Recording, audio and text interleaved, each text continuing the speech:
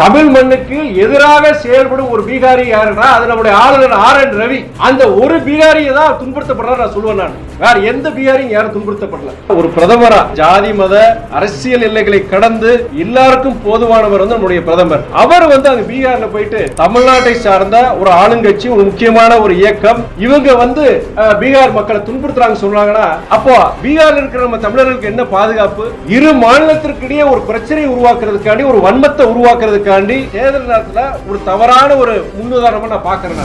தொழிலாளர்கள் தமிழ்நாட்டில் தாக்கப்படுறதா வந்தாரை வாழ வைக்கும் மண் இந்த தமிழ் மண். நீங்க பீகார் மாத்திரம் கிடையாது, பீகாரா இருக்கட்டும், ஒரிசாவா இருக்கட்டும், உத்தரகாண்டா இருக்கட்டும், பல மாநிலத்தை சார்ந்தவங்க இன்னைக்கு தமிழ்நாட்டுக்கு வந்து வேலைக்கு பிழைப்பு கண்டு வர்றாங்க. அவங்க நல்லா உழைக்கிறாங்க, கடுமையா உழைக்கிறாங்க.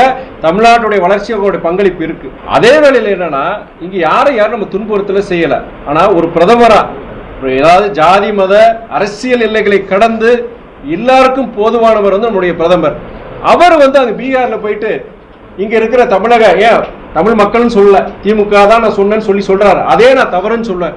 தமிழ்நாட்டை சார்ந்த ஒரு ஆளுங்கட்சி, ஒரு முக்கியமான ஒரு இயக்கம், கிட்டத்தட்ட இத்தனை விழுக்காடு மக்கள் ஆதரிக்கின்ற ஒரு இயக்கம், இவங்க வந்து பீகார் மக்களை துன்புறுத்துறாங்க சொல்றாங்கன்னா, அப்போ பீகார்ல இருக்கிற நம்ம தமிழர்களுக்கு என்ன பாதுகாப்பு?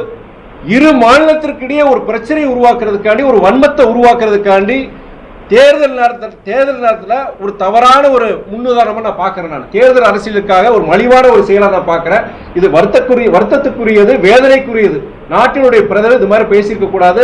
நான் இப்படியே சொல்றேன். எப்படி நீங்க, அதாவது கடந்த காலங்களில் என்ன ஒரு இது வந்திருக்குன்னா, எந்த இதுல இது வந்ததுன்னா, அதாவது வந்து நம்மளுடைய, அதாவது கல்வியில பொறுத்த வரைக்கும் தமிழகம் முதலிடத்தில் இருக்குது.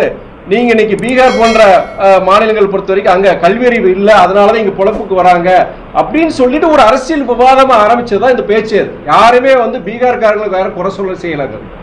இப்பயுமே என்னன்னா, அங்க தேர்தல் என்ன நடக்குது, தேர்தல் பிரச்சாரமே நாங்க வந்து வேலை, அதாவது இங்க பீகார்ல பொறுத்த வரைக்கும் இங்க இருக்கிற இளைஞர்கள்லாம் வேலை வாய்ப்புக்காண்டி வெளி மாநிலத்துக்கு போறாங்க. இந்த இழிவான ஒரு இது வந்து மாறணும். பீகார்லயும் எங்க இளைஞர்களுக்கு, பீகார் இளைஞர்களுக்கு வேலை வாய்ப்பு உருவாக்கணும்னு சொல்லி அவங்க அங்க இருக்க தேர்தல் பிரச்சாரம் நடக்குது.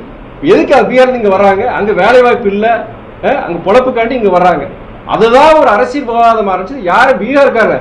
தமிழ்நாட்டில் துன்புறுத்தப்படுகின்ற ஒரே ஒரு பீகார்னா, இங்க தமிழர்களுக்கு, தமிழ் மண்ணுக்கு எதிராக செயல்படும் ஒரு பீகாரி யாருன்னா அது நம்முடைய ஆளுநர் RN ரவி. அந்த ஒரு பீகாரியை தான் துன்புறுத்தப்படுறாரு நான் சொல்லுவேன். நான் வேற எந்த பீகாரியும் யாரும் துன்புறுத்தப்படல.